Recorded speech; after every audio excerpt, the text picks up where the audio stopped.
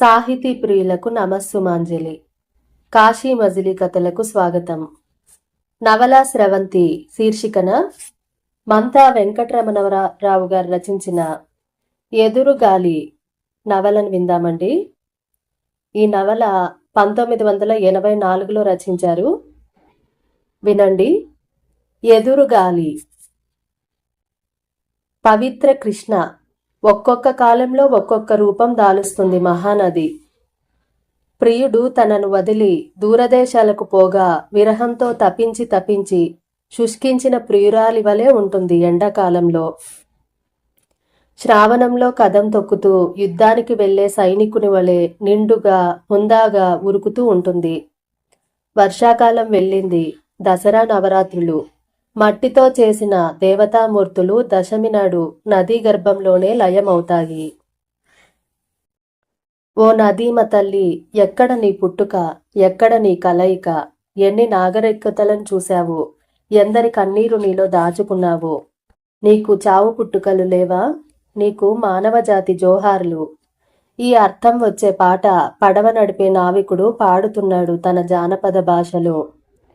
ధర్మమూర్తి చేతులు నీటిలోకి జార్చాడు. కృష్ణ గలగలా నవ్వింది అతడి చేతివేళ్ల తాకిడికి.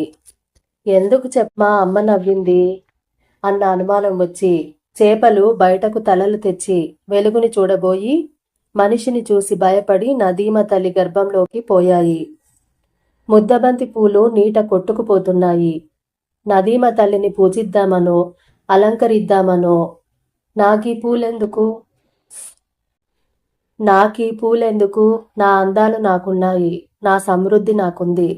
నేను ఇచ్చేదాన్నే కాని పుచ్చుకునే అలవాట్లేని దాన్ని. అనంత శక్తిని. ఈ సృష్టి లయం పొందే వరకు ఇలా ప్రవహిస్తూనే ఉంటాను.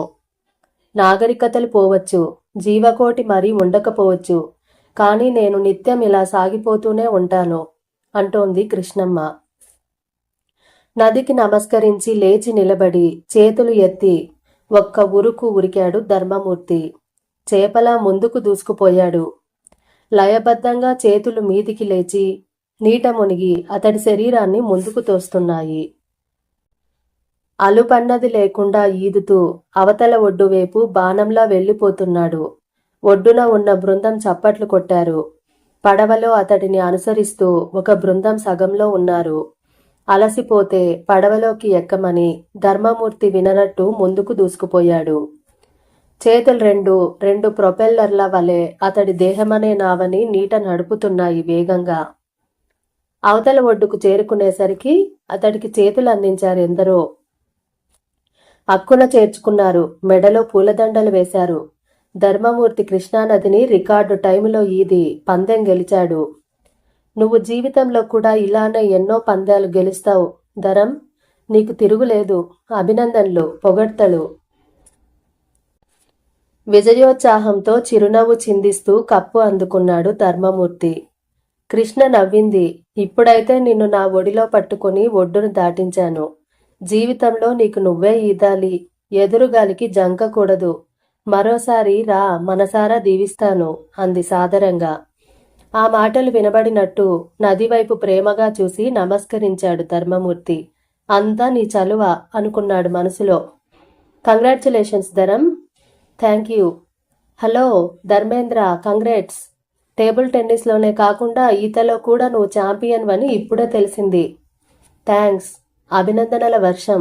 ఎక్కడ చూసినా నవ్వు ముఖాలే, ఎటు చూసినా ఆరాధనాపూరితమైన చూపులే. కాలేజీ జీవితంలో ఒక ఏడాది గడిచేసరికి ధర్మమూర్తి రూపమే మారిపోయింది. వ్యవహార దక్షత వంటబట్టింది. తెలివితేటలు, గుణగణాలు సానపట్టిన వజ్రంలా మెరిశాయి. ఎకనామిక్స్లో మొదటివాడుగా క్లాసులో నిలబడ్డాడు. టేబుల్ టెన్నిస్లో కాలేజీ ఛాంపియన్ అయ్యాడు. ఈత పోటీలో గెలుపొందాడు. స్నేహ బృందం, భక్త బృందం పెరిగింది. 2వ సంవత్సరం ఆరంభమయ్యేసరికి అమ్మాయిల ఆరాధన కూడా జోడయింది. అంతేగాక ధర్మమూర్తి ప్రవరాఖ్యుడని సీనియర్ అమ్మాయిల్లో జోక్స్ పుట్టాక కొందరికి అతన్ని పరీక్షించాలని బుద్ధి పుట్టింది.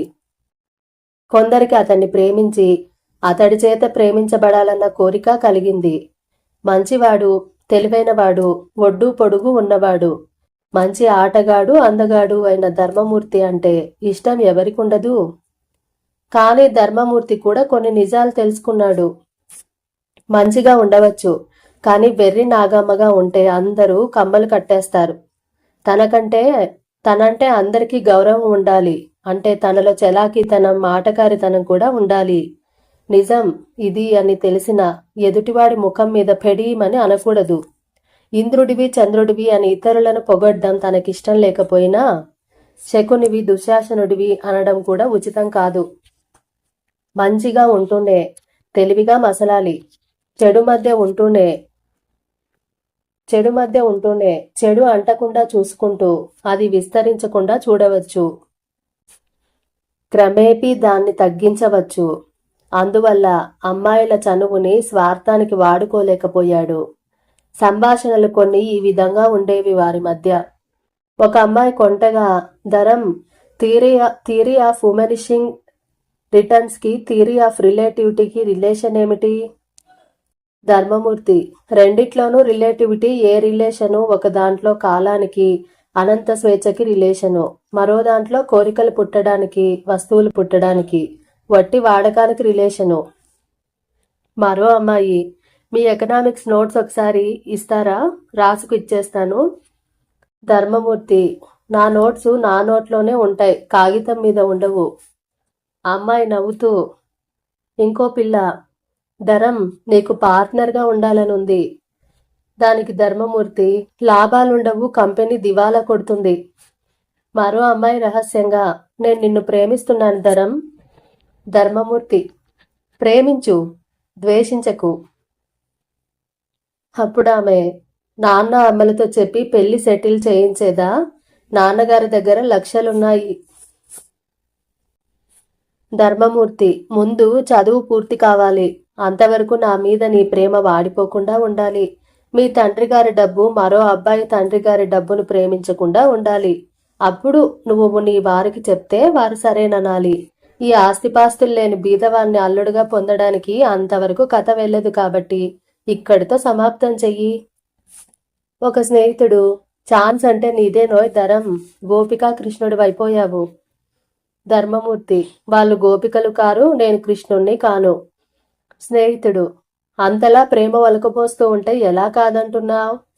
ధర్మమూర్తి, అది నా మీద ప్రేమ కాదురా, అది వారి మీద వారికున్న ప్రేమ, వారి ప్రేమ మీది ప్రేమ. ఆ వయసులో పిల్లలకి ప్రేమించడానికి ఆరాధించడానికి ఒక హీరో కావాలి. రేపు నేను చదువులో వెనుకబడ్డా, టేబుల్ టెన్నిస్ ఛాంపియన్షిప్స్ ఓడిపోయినా నా వెంట మరీ పడరు. మనం ఓ సినిమా చూసి అందులోని నాయకంటే ఇష్టపడతాం కదా, ఆమె మరో 2 సినిమాల్లో నువ్వు ఆశించినట్లు నటించదు. ఆమె మీద నీ ప్రేమ పోతుంది. గోపికలు అలా కాదు, కృష్ణుడిని అనునిత్యం ప్రేమించారు. వారికి మొగుళ్ళు సంసారాలు ఉండేవి. భర్తలు కూడా కృష్ణుడిని ప్రేమించారు. ఆ ప్రేమ కేవలం ఆత్మపరమైనది, అనిర్వచనీయమైనది. ఆ ప్రేమ భావంలోని ఔన్నత్యంలో అనంతమైన మనలో ఉంటే మానవ జీవితం ధన్యమవుతుంది. తిరునాళ్ళకి మిత్రులంతా ధర్మమూర్తిని రమ్మని ఒత్తిడి చేశారు. దానికి ధర్మమూర్తి, వస్తాను, కానీ ఒక్క షరతు, అమ్మాయిలను అల్లరి పెట్టడం మాత్రం పనికిరాదు, ఖచ్చితంగా చెప్పేవాడు. సరదాలు సరదాలే వారనేవాళ్ళు, అది సరదా కాదు, పర్వర్షన్, ఖండించేవాడితను. పోనీ ఎవడన్నా విలన్ అమ్మాయిలను అల్లరి పెడితే వాడి తాట ఒలిచేద్దాం, అందుకు అభ్యంతరం లేదు, కానీ తరువాత ఆమె ముందు హీరో ఫోజు కొడితే మాత్రం ఒప్పుకోను, చిరునవ్వుతో హెచ్చరించేవాడు. రక్షించబడ్డ ఆడపిల్ల నన్ను ప్రేమించదంటావా? లవ్ చేసిన అమ్మాయి వెంట వెళ్ళడం తప్ప? నువ్వు కలల లోకంలో విహరిస్తున్నావురా అబ్బి. అమ్మాయిలను చూడద్దనడం లేదు. గులాబీ తోటలో రంగురంగుల గులాబీలుంటాయి, ఎంతో అందంగా ఉంటాయి. అంత అందం వాటికెలా వచ్చిందా అని అబ్బురపడు. తెంప చూసావా, ముళ్ళు గుచ్చుకోక మానవు. వాళ్ళు నీతో పాటు నవ్వితే నవ్వు, నిన్ను ఏడిపించినా నవ్వు. వాళ్ళని నవ్వించగలవా? నవ్వించు. వాళ్ళని ఏడిపించి నువ్వు నవ్వినా, వాళ్ళు ఏడుస్తుండగా నువ్వు నవ్వినా నేను ఒప్పుకోను. నీ ధర్మోపన్యాసం చాలించరా బాబు అంటూ అందరూ మొరపెట్టారు. అటువంటి రోజుల్లో ఒక రోజున చిత్రంగా సూర్యముఖితో పరిచయం కలిగింది ధర్మమూర్తికి. సూర్యముఖికి చదువు తప్ప వేరే ధ్యాస పెట్టుకునే కోరిక కానీ స్తోమత కానీ లేవు. కాలేజీలో చేర్పించే ముందు ఇంట్లో ఎన్నో తర్జన భర్జనలు జరిగాయి.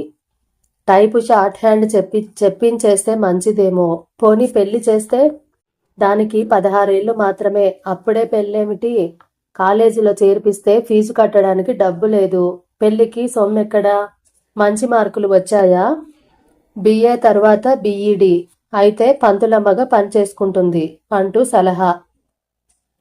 బిఏ పాస్ కావాలి కానీ ఈ బంగారు బొమ్మని ఏ ఇంజనీరో డాక్టరో ఎగరేసుకుపోడు అంటూ అమ్మ పగటి కలలు.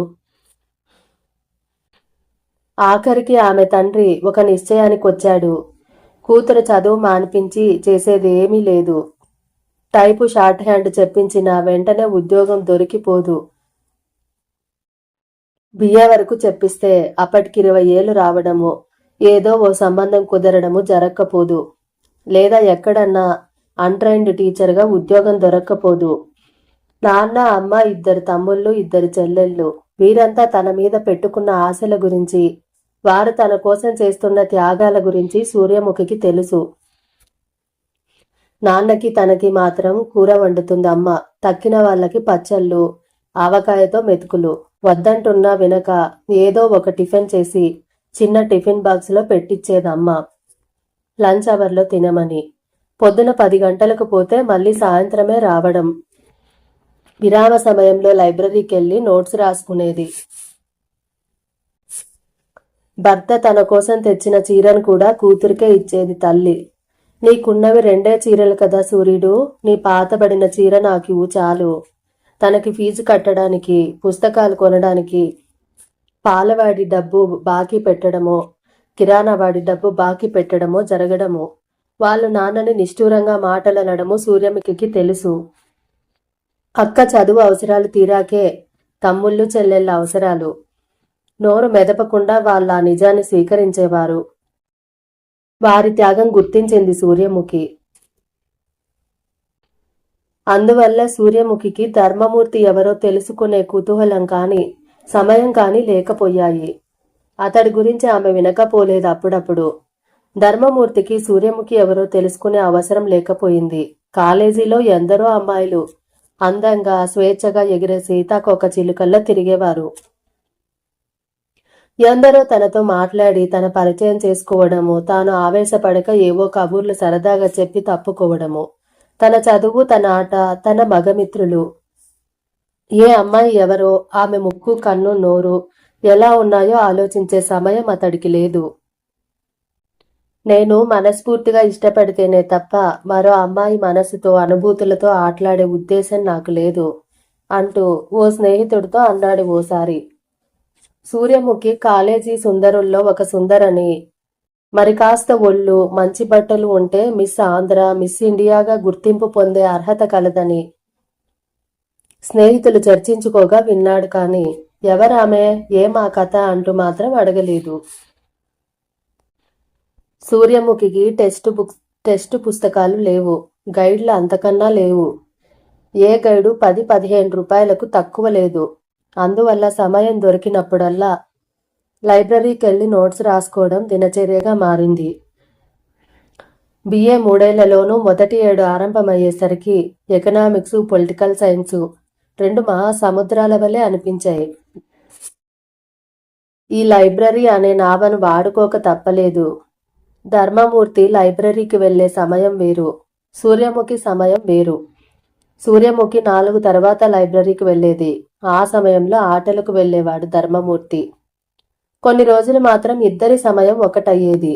తన పుస్తకం తీసుకుని ఓ మూలకు పోయి కూర్చునేవాడు. వాటిల్లో మునిగిపోయేవాడు. దిక్కులు చూసేవాడు కాదు. ఆ కళ్ళల్లో దీక్ష, పట్టుదల, చూపుల్లో స్వచ్ఛత. అతని దృష్టి అంతర్ముఖంగా ఉండేది. తనకు కావలసిన పుస్తకం తీసుకుని ఓ మూలకు పోయి కూర్చునేది సూర్యముఖి. తల ఎత్తకుండా నోట్స్ రాసుకునేది. ధర్మమూర్తి ఆమె ఉండే సమయంలో వచ్చినప్పుడు అతన్ని గమనించేది. అతడి ప్రవేశం వల్ల కలిగిన సంచలనం వల్ల కాని అతడు ఏమి గమనించినట్లు తనకు కావలసిన పుస్తకం తీసుకుని దీక్షగా అందులో మునిగిపోవడం గమనించి అతడి పట్టుదలను మనసులోనే అభినందించేది. ఆ పట్టుదల తనకు ఉండాలని కోరుకునేది. ఆ రోజు మాత్రం ధర్మమూర్తి ఏకాగ్రతని ఆమె భంగపరచక తప్పనప్పుడు అతడు ఏమంటాడోనని భయపడింది. మర్నాడు చెప్పబోయే మనీ అన్న ఎకనామిక్స్లోని కొత్త టాపిక్ను ముందుగా చదువుకురమ్మన్నాడు లెక్చరర్. రెఫరెన్స్ ఇచ్చిన పుస్తకం కనిపించలేదు. ఎక్కడికి పోయిందంటే ధర్మమూర్తి ఇప్పుడే తీసుకున్నాడు అని చెప్పాడు. వచ్చే ఏడు ఉద్యోగం నుంచి రిటైర్ అయిపోతున్న లైబ్రేరియన్ రామ్మూర్తి. ధర్మమూర్తి దీక్షగా చదివేస్తున్నాడు ఆ పుస్తకాన్ని. తనకు ఆ పుస్తకం 1 గంట కాలమన్నా కావాలి. తప్పదు. లెక్చరర్ అడిగితే ఏం చెప్పాలి? తలవంపులుగా ఉంటుంది. వెళ్ళి ధర్మమూర్తి పక్కన ఖాళీగా ఉన్న కుర్చీలో కూర్చుంది. ధర్మమూర్తి ఆమె వైపు చూడలేదు. చిన్న పొడి దగ్గు దగ్గింది. అయినా అతడు దీక్ష మానలేదు. అదే పనిగా చదివేస్తున్నాడు. 15 నిమిషాలు గడిచిపోగా మరి లాభం లేదని, ధర్మమూర్తి గారు ఆ పుస్తకం ఇవాల్టికి ఇవ్వగలరా అని అడిగింది జంకుతూ. ధర్మమూర్తి తల పక్కకి తిప్పి సూర్యముఖిని చూసి ఆశ్చర్యపోయాడు. ఆమె అందం గమనించి కాదు, ఇంత అందమైన అమ్మాయికి చీరలు అలంకరణ కన్నా చదువు మీద లైబ్రరీకి వచ్చేటంత శ్రద్ధ అని. పుస్తకం వదలడం ఇష్టం లేక అంత జరూరా అని అడిగాడు చిరునవ్వు నవ్వి. అవును, రేపు మనీ మీద లెక్చర్ ఉంది. మాస్టర్ ప్రిపేర్ అవ్వమన్నారు తడబడుతూ చెప్పింది.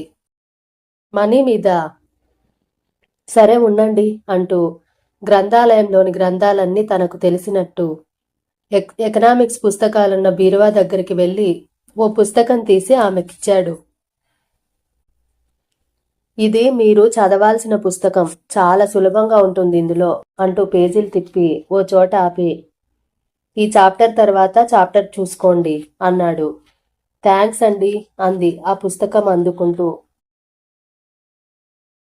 మనసులో అనుకుంది, ఆ పుస్తకం మాత్రం ఇవ్వడే, ఎంత పట్టుదల మనిషి. దేవకాంత దిగొచ్చి ఆ పుస్తకం అడిగినా ఇవ్వడు. మరో అబ్బాయి అయితే ఎగిరి గంతేసిచ్చి ఉండేవాడు. నువ్వెవరు, పేరేమిటి, ఊరేమిటి అని అడగనే లేదు. కాని పుస్తకం విప్పి ఓ 1/2 గంట చదవగానే ఎంత మంచి పుస్తకమో అనిపించింది. ధర్మమూర్తికి మనసులోనే మరోసారి థ్యాంక్స్ చెప్పి నోట్స్ రాసుకోవడం ప్రారంభించింది. మధ్యలో మట్టుకు are you trouble to follow అని అడిగాడు. ఎస్ థ్యాంక్ యూ అంది అతడి వైపు చూసి. కానీ అతడు పుస్తకం నుండి దృష్టి మళ్లించకుండానే ప్రశ్న వేశాడని గ్రహించింది. ఓ గంటలో తను రాసుకోవాల్సిన నోట్స్ రాసేసుకుంది. అతడు మాత్రం ప్రపంచంతో సంబంధం లేనట్టు ఇంకా చదువుకుంటూనే ఉన్నాడు. అయిపోయిందండి రాసుకోవడం అంది సూర్యముఖి. రాసుకోవడం కాదు ముఖ్యం, గుర్తుంచుకున్నది రికార్డు చేసుకోగలగడం, అర్థం చేసుకోగలగడం. చిరునవ్వు నవ్వాడు. మరోసారి థ్యాంక్స్.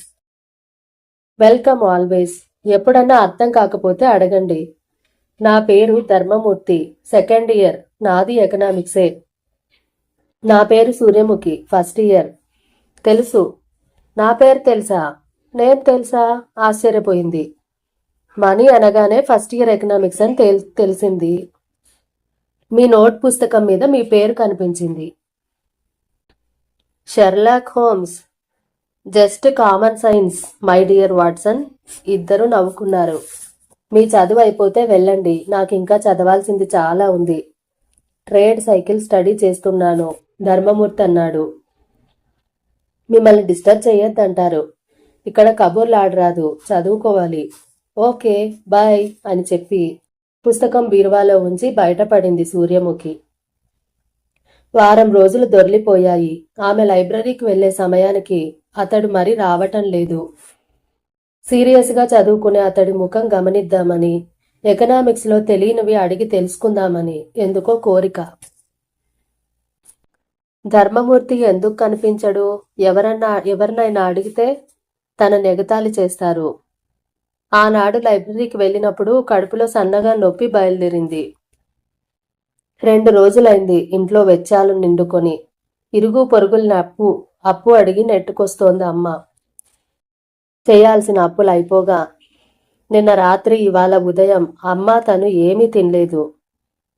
గోధుమ పిండి ఉంటే తక్కిన వాళ్ళకి రొట్టెలు చేసి పెట్టింది అమ్మ. ఎవ్వరికీ సరిపోలేదు. నెల మొదట వారం దాటేసరికి నాన్న జేబు ఖాళీ.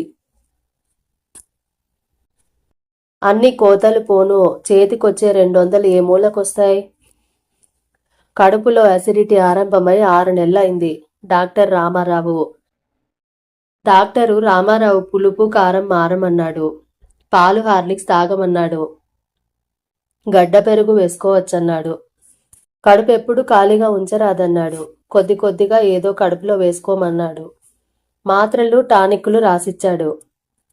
యాంటాసిడ్ మాత్రలు 2 రూపాయలు కొనుక్కుంది. టానిక్కుల మాట దేవుడెరుగును.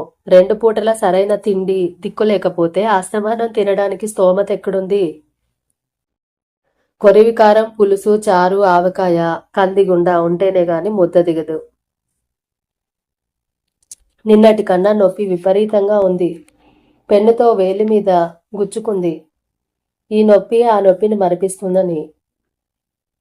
ఆకలి వల్ల నీరసం. లెక్చరు తలకెక్కలేదు. మాత్రలు లేవు. కొనడానికి డబ్బు లేదు. లైబ్రరీలో పుస్తకం ముందేసుకున్న సూర్యముఖికి ముఖం తిరిగింది. టేబుల్ మీద తల పెట్టుకొని కళ్ళు మూసుకుంది. స్పృహ పోతున్నట్టు అనిపించింది. లైబ్రరీలో ఆ క్షణం ప్రవేశించిన ధర్మమూర్తి సూర్యముఖిని ఆ స్థితిలో చూశాడు. రాత్రంతా చదివి నిద్రపోతోందేమో అనుకున్నాడు. కాని ఆమె ముఖంలో బాధ, నీరసం స్పష్టంగా కనిపించగా ఆమె పక్కనున్న కుర్చీలో కూర్చొని ఆత్రంగా పిలిచాడు. ఏమండి సూర్యముఖి గారు, ఒంట్లో బాగోలేదా? ముఖంలో తీవ్రమైన వేదన తప్ప ఆమె నుండి జవాబు లేదు. వెంటనే ధర్మమూర్తి వెళ్లి లైబ్రేరియన్ రామ్మూర్తిని తీసుకొచ్చాడు. కడుపులో నొప్పి వస్తూ ఉంటుందని నాకు చెప్పింది. పెప్టిక్ అల్సర్ అయి ఉంటుందేమో. వయసు ఇచ్చిన అధికారాన్ని వాడి సూర్యముఖి భుజం కుదిపి, అమ్మా సూర్యముఖి అంటూ పిలిచాడు ఆయన. సూర్యముఖి బాధగా మూలిగింది. ఓ గ్లాస్తో నీళ్లు తీసుకురా ధర్మమూర్తికి పురమాయించాడు రామ్మూర్తి. ధర్మమూర్తి వెనువెంటనే తెచ్చిన నీళ్లని ఆమె ముఖం మీద చిలకరించాడు. చల్లగా నీళ్లు తగిలేసరికి సూర్యముఖికి స్పృహ వచ్చింది. నీరసంగా కళ్ళు విప్పింది. తన చుట్టూ వాళ్ళని చూసి నిటారుగా కూర్చుంది సర్దుకొని. ఓ ఐఆమ్ సో సారీ అంది నీరసంగా. ఏమైందమ్మా, మొహం తిరిగిందా? రామ్మూర్తి అడిగాడు సానుభూతితో. ఏమో తెలీదు, ఒక్కసారిగా శోష వచ్చి. ధరం, హోటల్కి వెళ్ళి వేడి పాలు తీసుకురాగలవా అంటూ జేబులో చేయి పెట్టాడాయన. జేబులో ఏమీ లేకపోయినా. నా దగ్గర డబ్బుంది అంటూ హోటల్కు పరుగు తీశాడు ధర్మమూర్తి. కథ ఇక్కడితో ఆపుతున్నానండి. తరువాయి భాగం నెక్స్ట్ ఎపిసోడ్లో తెలుసుకుందాం. నాకు జలుబు చేసి కొంచెం గొంతు బాలేదండి, శ్రోతలు మన్నించాలి. మీకు గనక కథ నచ్చినట్టయితే తప్పకుండా లైక్ చేయండి, మీ బంధుమిత్రులకు షేర్ చేయండి. ఇప్పటి వరకు సబ్స్క్రైబ్ చేసుకోకపోతే దయచేసి సబ్స్క్రైబ్ చేసుకోండి. నెక్స్ట్ ఎపిసోడ్లో కలుసుకుందాం. అంతవరకు సెలవు తీసుకుంటూ మీ కల్పన బండారు.